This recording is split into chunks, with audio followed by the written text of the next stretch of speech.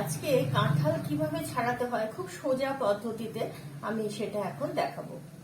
কাঁঠালটা বেশ নরম, এরকম টিপলে খুব নরম নরম লাগছে, আর এই যে কাঁটাগুলো একদম বেশ পরিষ্কার ছেড়ে গেছে, এটাই মানে কাঁঠালটা পরিপূর্ণ পেকে গেছে।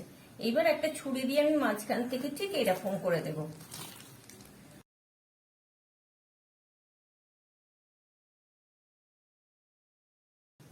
একটু সর্ষের তেল এইভাবে আমি হাতে মাখিয়ে নেব।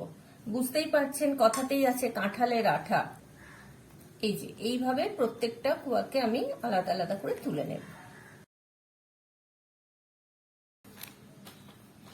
এই যে কাঁঠালের কোয়াটা আছে এইটা এইভাবে ছাড়িয়ে বীজটা এইভাবে বার করে নেব, আর এর সঙ্গে এই যে এই জিনিসগুলো এগুলোও ফেলে দেব। ওইটা ফেলে পেটে ব্যথা করে, একদম পরিষ্কার করে নেব এটা।